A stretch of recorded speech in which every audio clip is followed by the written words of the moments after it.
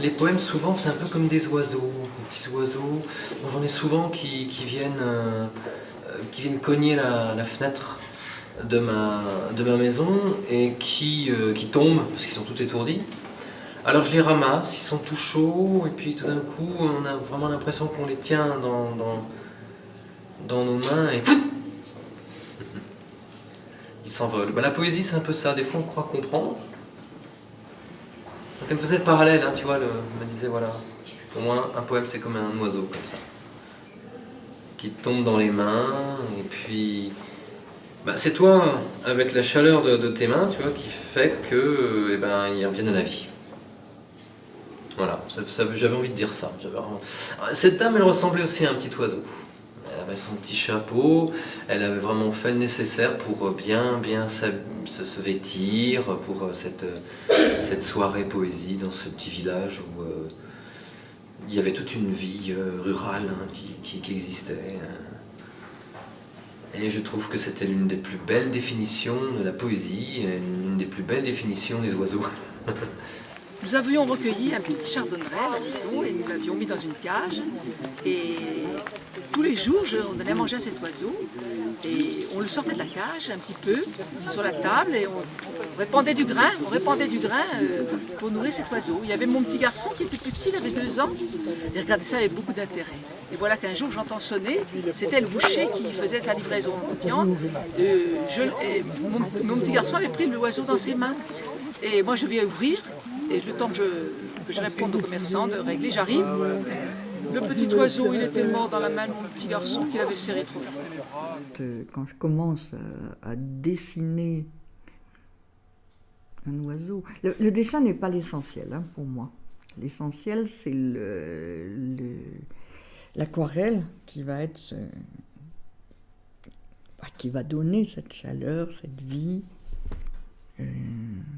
ce volume, parce que on a tendance à oublier le volume, on a tendance à oublier qu'on va faire apparaître sur une surface plane quelque chose qui a un volume, quelle que soit la taille de ce quelque chose. Et que c'est ce volume que je veux faire apparaître, et ce volume, il apparaît le plus souvent par le décor. Le fond, les arbres, le fond, les feuillages, etc. Et après, l'oiseau apparaissant, j'ai en même temps la forme qui se fait et que je module en fonction de mon goût, de ce que j'ai envie d'obtenir. Le premier animal que j'ai dessiné et peint en aquarelle, c'était un oiseau particulièrement frileux parce qu'il faisait très froid, il y avait de la neige, il était sur une branche. Et je me suis rendu compte que pour moi, le plaisir, c'était d'arriver à donner cette impression de frilosité, de volume frileux de l'oiseau. Et l'oiseau m'a toujours intrigué parce que c'est tellement autre de nous, tellement difficile à attraper et pas évident à caresser. Donc je plus en caresser évidemment quand il y avait des oiseaux qui avaient la patte cassée. Quand aujourd'hui j'ai un oiseau dans la main, je regarde dans ses yeux et bon, ils n'ont pas peur du regard, mais j'aime bien leur regard parce qu'ils ont les yeux un peu proches des nôtres, avec la pupille ronde. Et je me demande toujours qui est dedans, qu'est-ce qui est dans cet oiseau, comment il voit le monde, comment il voit quand il vole. J'aime beaucoup ces oiseaux parce qu'ils me posent beaucoup de questions. Et on a évidemment, il n'y a pas longtemps, il y a une dizaine ou une quinzaine d'années, où dans la taxonomie des espèces vivantes, il y a eu une reclassification et les oiseaux sont plus proches des dinosaures que des mammifères. Et il y a un des paléontologues que j'ai rencontré à Paris, mais je ne me rappelle plus de son nom, qui disait en fait les dinosaures ne sont pas morts, mais ils sont envolés.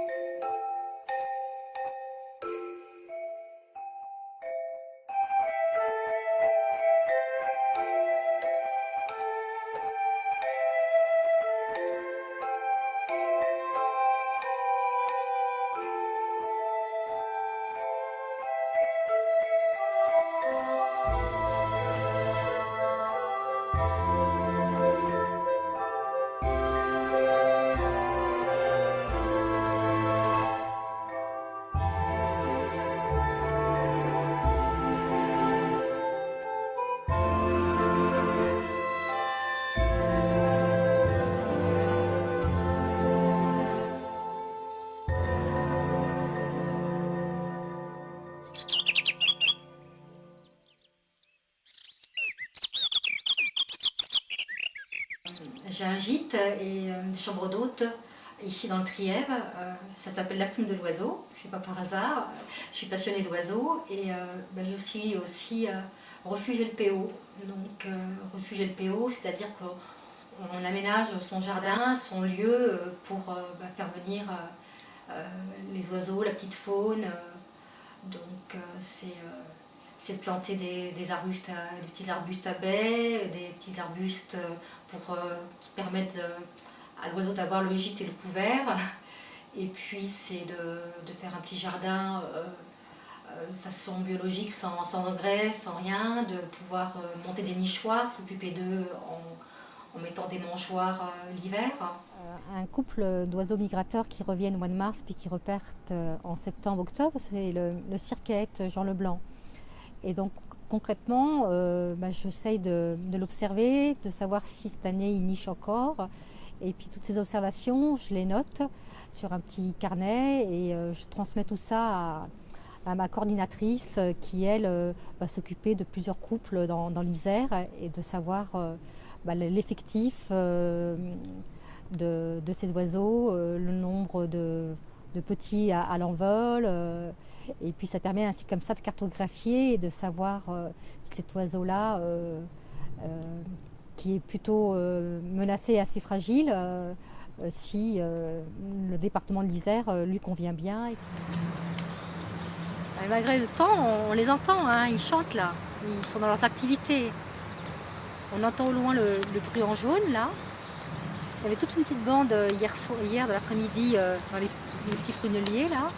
Les peuples, les Indiens ou les Pygmées, ou peu importe, qui voyaient dans les oiseaux des esprits autres qui pouvaient voyager dans l'espace ou le temps, ou apporter du bonheur ou du malheur.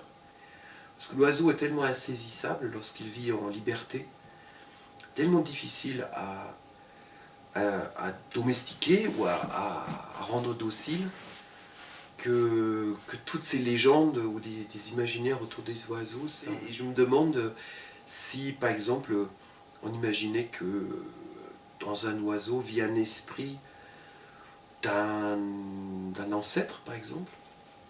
C'est de l'imaginaire, je n'en sais rien, mais il vole, on ne le voit pas toute sa vie, il est discret, l'oiseau.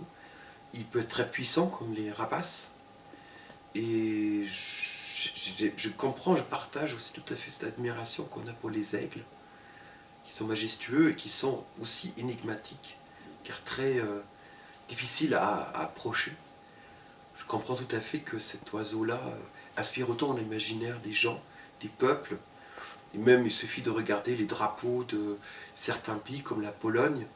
C'est l'oiseau emblématique aussi de l'Allemagne. Sur l'euro, c'est un aigle qu'on voit.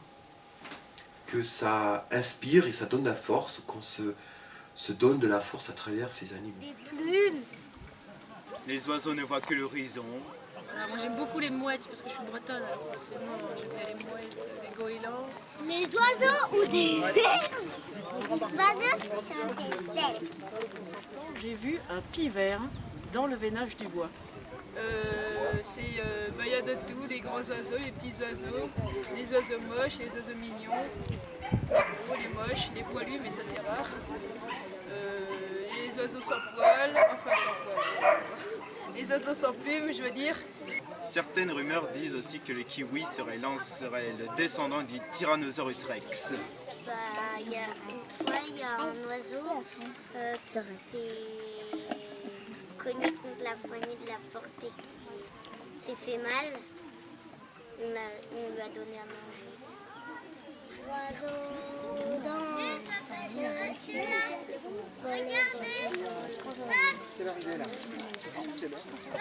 Les oiseaux dans le ciel nagent. Mais c'est pas une nage. Les oiseaux mangent des graines. Les oiseaux mangent des graines.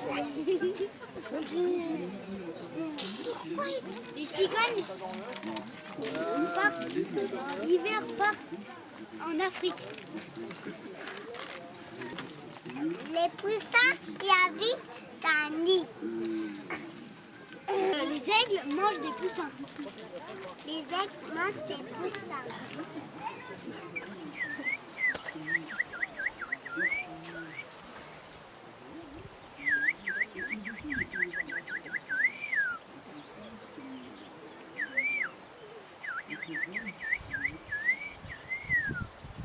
Les oiseaux vivent dans des arbres.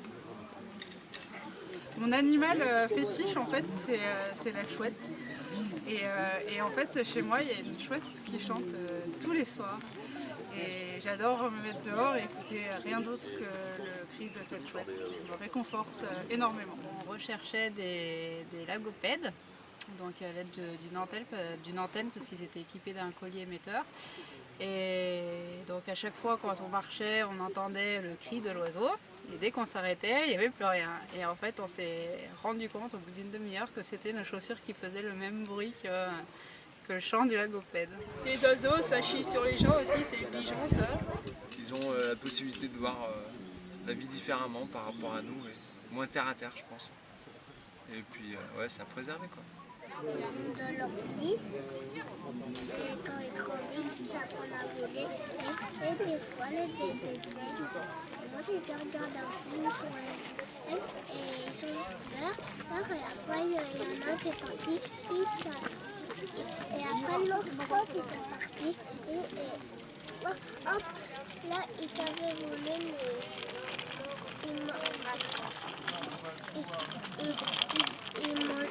ils avaient tué une marmotte. Les oiseaux du jardin qui viennent aux mangeoires l'hiver. On en a eu plein cet hiver, beaucoup de mésanges, des gros baies. J'aime bien les regarder le matin quand je déjeune. Et après, on aime bien les regarder en vol. On a eu la chance d'aller en Alsace, de voir des cigognes. Et puis la liberté de voir ces oiseaux traverser le ciel et de pouvoir capter des petits instants comme ça de leur vie et de leur quotidien. J'ai pas touché d'oiseaux. Parce que j'en ai vu, mais j'en ai pas touché. En fait, j'ai vu des oiseaux, des oiseaux de près, des oiseaux. Et aussi, j'ai vu des nids dans des arbres. J'aime bien les oiseaux, j'aime bien leur couleur, j'aime bien aussi leur intelligence.